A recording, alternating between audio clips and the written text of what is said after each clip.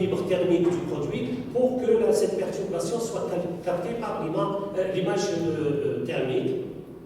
Dans notre cas, donc, on ne peut qu'aller pour l'instant, vers la thermographie passive. Et là, on a pris des exemples, on a essayé de voir, de détecter un peu l'existence de gradients, d'éventuels gradients thermiques.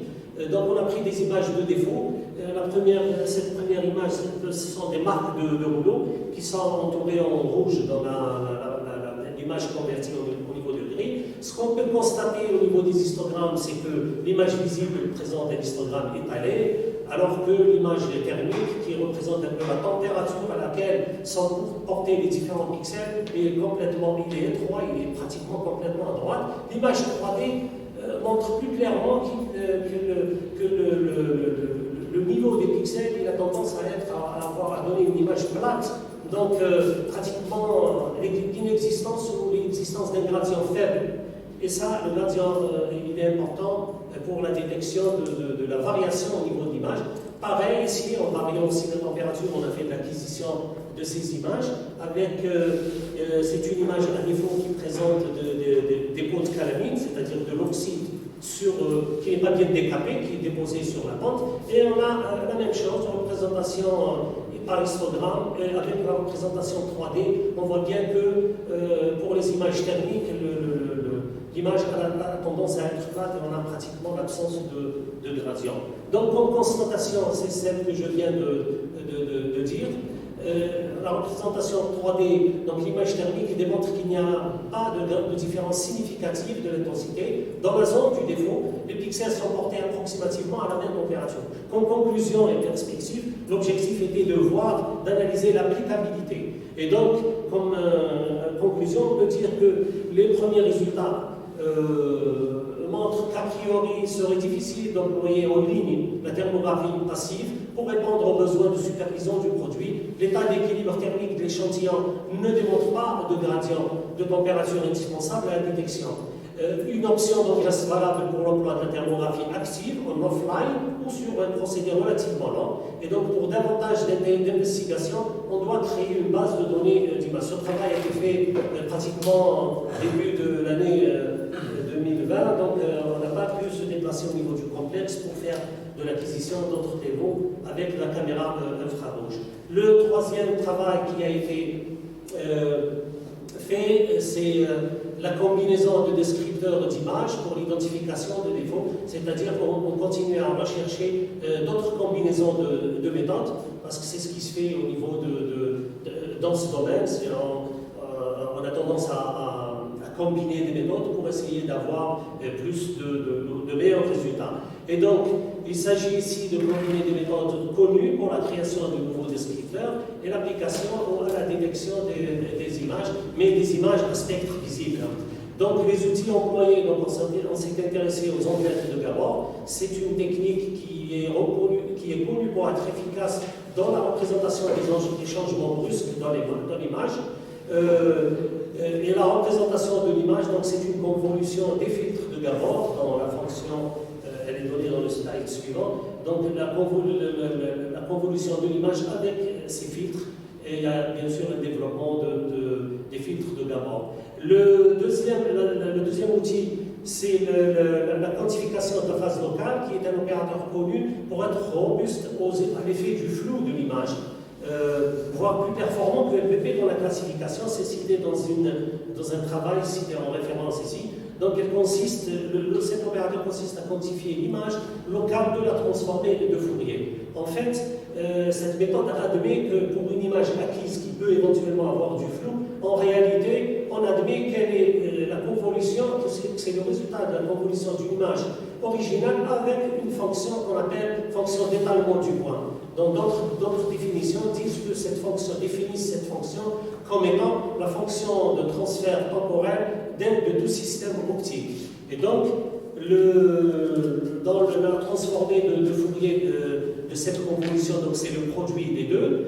Et la caractéristique de cette fonction PSF, c'est qu'elle est symétrique et pour les valeurs où elle est positive, sa phase elle est nulle. Et donc si on dit sa phase elle est nulle, donc on a la phase avec du flou, elle est presque égale à la phase avec à la phase initiale, à la phase de l'image originale. Donc cette phase représente donc la propriété d'invariance par rapport au flou. Donc un schéma classique, donc on a appliqué Gabor avec un certain nombre de filtres qui est égal à la multiplication du nombre d'orientation et le nombre des facteurs d'orientation et facteurs d'échelle. Puis à chaque image obtenue par Gabor, on a appliqué la méthode LPQ, d'où on a tiré des histogrammes, et puis la répartition de la matrice constituée par ces histogrammes en partition d'apprentissage et de tests pour après réduire les données et calculer la distance de performance. Comme résultat, on voit bien que la méthode, cette combinaison, elle est intéressante parce qu'elle donne des résultats très intéressants quand on compare par rapport aux méthodes qu'on a testées, ou bien par rapport à des travaux intéressants. On remarque qu'elle donne un taux de reconnaissance avec un écart type bas, donc 99,12. La seule méthode qui dépasse cette combinaison, c'est la première méthode, BESIF-LDA, où le taux obtenu était, ne dépasse pas de beaucoup, mais quand même c'est supérieur, 99,18. Mais l'avantage que présente cette combinaison, c'est que les vecteurs de caractéristiques, il est inférieur, il est réduit de moitié. On a un vecteur ici, log de 2048, alors que pour la méthode BESIF-LDA, le vecteur il est de 4096 points.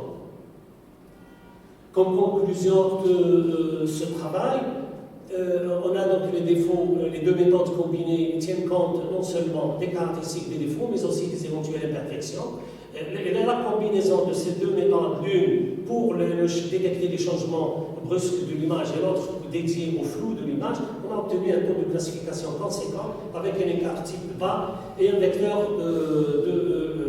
la longueur du vecteur caractéristique qui est modérée. Le travail a fait l'objet d'une communication internationale. Après, le dernier travail qui a été fait, il représente un peu une nouvelle. On a essayé de trouver une nouvelle approche pour la reconnaissance des défauts de surface des produits laminés. On s'est intéressé donc à l'évaluation d'un encodeur DCP qui a été créé, mis au point au départ dans le domaine de la biométrie, dans la détection faciale. Et donc, il s'agit de rechercher une approche améliorée de DCP, essayer d'évaluer l'approche développée pour la classification des défauts issus de procédés locaux, pas seulement des bases de données publiées au niveau international, mais des bases de données développées localement. Donc, c'est quoi le principe du DCP? DCP, c'est une méthode qui est statistique aussi, et donc pour coder un pixel central, on va échantillonner, prendre un certain nombre de points disposés sur deux cercles concentriques qui donnent 8, dans ce cas qui donnent 8 directions, et chaque direction donne une information texturale de ce motif. Et donc l'encodeur DCP va un peu utiliser ces 8 directions pour calculer cette information comme donnée par la formule qui est ci-contre. Maintenant, si on considère dans un ordre chronologique les 8 points, les 8 directions, on va obtenir un nombre de combinaisons trop important. Donc l'astuce est de prendre ces 8 points et créer deux groupes, deux subsets, comme on les appelle, et pour créer deux encodeurs au lieu d'un encodeur à 8 directions. Et après, il suffit de concaténer ces résultats. Le schéma donc adopté, donc chaque DCP va donner une image dont l'histogramme va être extrait, d'où l'histogramme va être extrait. Maintenant, il y a des limitations possibles de ces techniques. Pourquoi? Parce que dans sa version initiale, DCP est créé pour des images biométriques très ressemblantes donc au visage d'individus. Les régions de l'image ont toujours le même contenu, la même localisation, la même orientation, etc. Mais ce n'est pas le cas des défauts. Les défauts peuvent avoir des formes, des tailles, des localisations et des orientations aléatoires. Et donc on s'est dit, pourquoi, pour un peu cerner cet aspect aléatoire des défauts, on doit pouvoir peut-être créer de nouvelles directions et donc augmenter, on a appelé, au lieu de dual cross pattern, on l'a appelé multi-cross pattern parce qu'on va considérer plusieurs croix dans le motif du pixel. Donc, cette nouvelle approche consiste à augmenter le nombre de points de définition des codeurs et créer des sous-groupes et à rechercher la meilleure paire de rayons qui peut donner l'information texturale. La méthode de groupage, en considérant les premiers encodeurs DCP qui ont un 0 degré et pi sur 4, ce sont les points additionnels qu'on voudrait rajouter peuvent être configurés de ces deux manières, la configuration A ou B, et laquelle on doit choisir. Et pour voir laquelle on doit choisir, donc le choix de l'une des deux méthodes de groupage est décidé sur la base de la valeur de l'entropie de l'image codée. Donc on va coder avec nos nouveaux encodeurs, on va coder les deux images, les images avec les deux encodeurs, et voir quelle entropie. Et on remarque que la méthode de groupage, la deuxième méthode de groupage dans le tableau, elle donne une valeur d'entropie supérieure à la méthode 1, en conservant bien sûr les deux premiers encodeurs pour en avoir 4 au lieu de 2, comme la méthode basique. Donc, la distribution de la figure de B, c'est la figure de droite de B, et donc elle est plus intéressante pour l'expression des caractéristiques des images. Donc le premier sous-groupe est constitué de 4 points, situés en position 0 plus ou moins pi sur 2 et pi plus ou moins sur 2, et le deuxième au niveau de pi sur 2 plus ou moins pi sur 8, etc. C'est la disposition. Les encodeurs sont calculés de cette manière. Et voilà. Et là, on a l'approche multicross.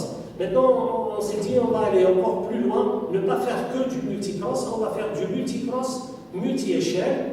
Et au lieu de prendre deux cercles, on a pris 2 fois les 2 cercles situés à différents rayons. Et ça nous donne le schéma qui est exposé devant vous. Mais le même principe, on extrait les histogrammes, on va concaténer. Bien sûr, ça va augmenter la longueur du vecteur caractéristique. Mais ce n'est pas un problème parce que même le temps machine a été évalué. Bon, il y a une procédure générale.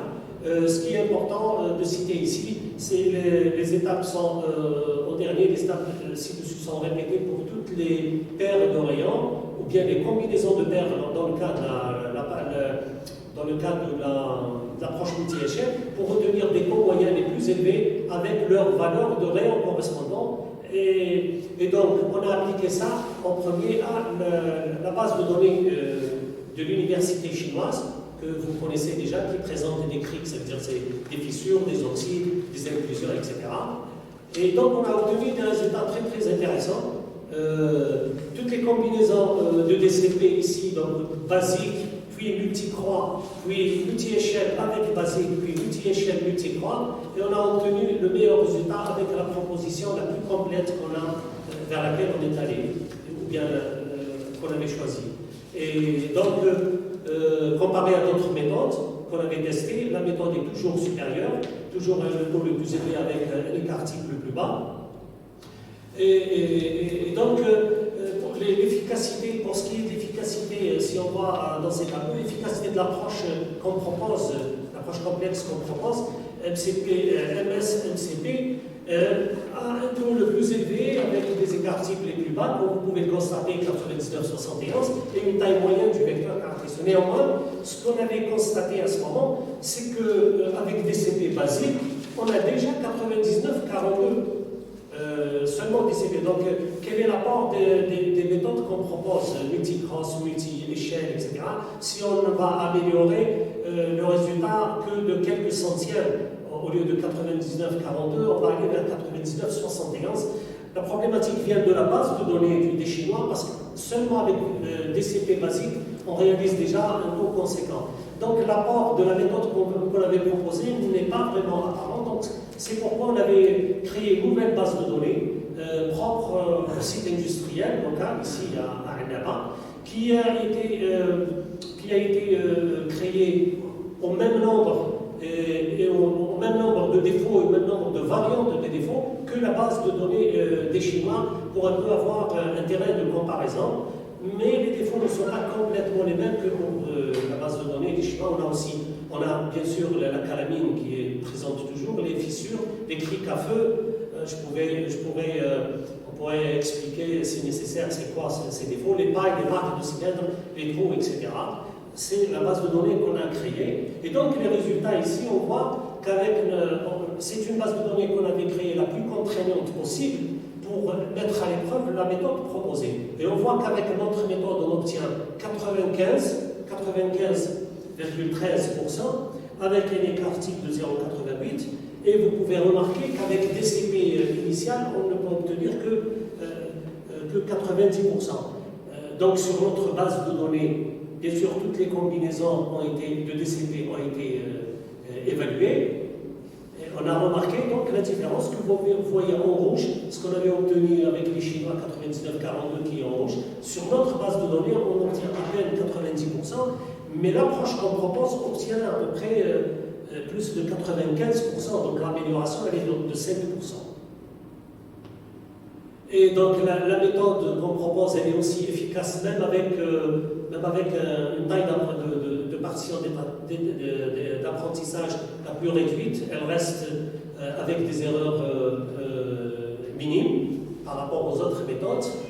Et on a comparé, il y a eu aussi de la comparaison avec l'état de l'art, donc la méthode elle dépasse aussi des travaux qui ont été utilisés, qui ont été effectués avec la même base de données. Et on a aussi veillé à ce qu'on utilise la taille de partition pareil que pour ces travaux qui ont utilisé la même base de données. Le temps réel a été également évalué. On a évalué, c'est vrai qu'on propose une approche assez complexe du point de vue algorithmique, je dirais, et quel temps elle va mettre. Donc on a évalué le temps consacré avec un PC de bureau en fait. C'est pas une station et tout. On a pu avoir à peu près les résultats, le traitement d'une image à peu près de 20 millisecondes. Qu'est-ce que c'est que ce résultat? Qu'est-ce que c'est que ce temps? Dans une revue des méthodes qu'on cite en bleu, le temps de traitement est en général mentionné sont de l'ordre de 7 à 178 millisecondes pour les procédés tournant à des vitesses de 2 à 100 millisecondes. Et en fait, on est dans le premier huitième, je dirais, de cette plage de 7 à 178, on est à 20 millisecondes. Et pour information, le procédé acidaire, par exemple, le laminage, plutôt on a 6,66 mètres par seconde. Bien sûr, le travail a fait l'objet d'une communication internationale indexée et puis une publication internationale. Donc, ceci est pour les travaux qui ont été effectués. Il y a eu de la production scientifique, certaines ont été montrées. Donc, il y a des travaux où j'étais auteur principal, dans d'autres, je suis seulement co-auteur. Des publications nationales, des communications internationales aussi. Et toutes ces communications et ces publications se rapportent à tous les travaux. On a essayé de valoriser du mieux qu'on avait pu les travaux qui étaient effectués.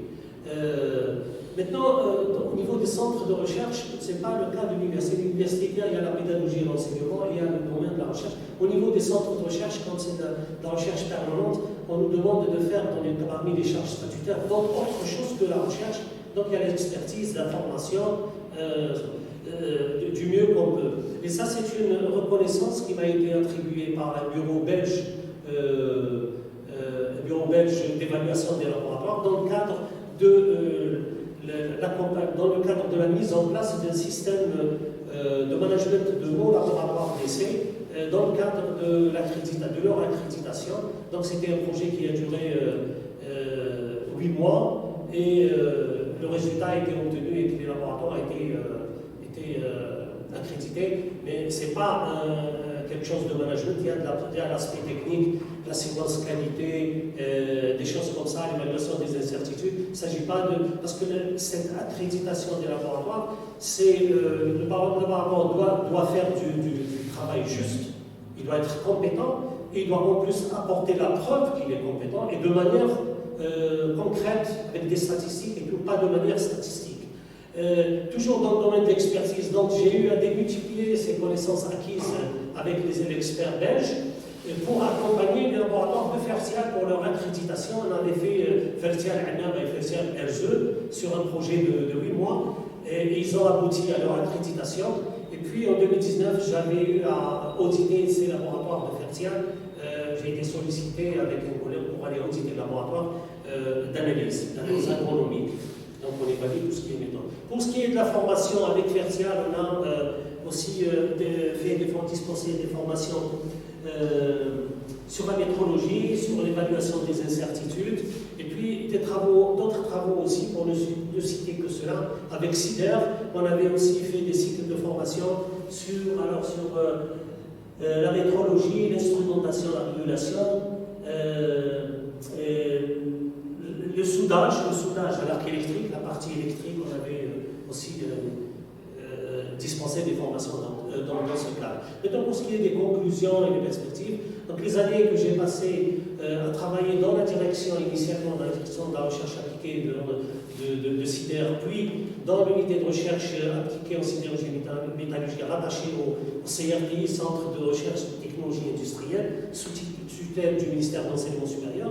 Donc ces périodes m'ont permis d'acquérir un peu de l'expérience dans la recherche scientifique et développement technologique, dans la formation interentreprise et l'expertise, et un peu aussi dans l'entretien et l'étalonnage d'équipements de recherche et d'installation. Donc ce capital pourra, je dirais, me permettre d'apporter davantage de contributions, notamment dans le développement de nouveaux projets de recherche, dans mon unité, ou bien dans le cadre de programmes nationaux, ou dans le cadre de projets mixtes, par exemple, centre de recherche, université, secteur utilisateur.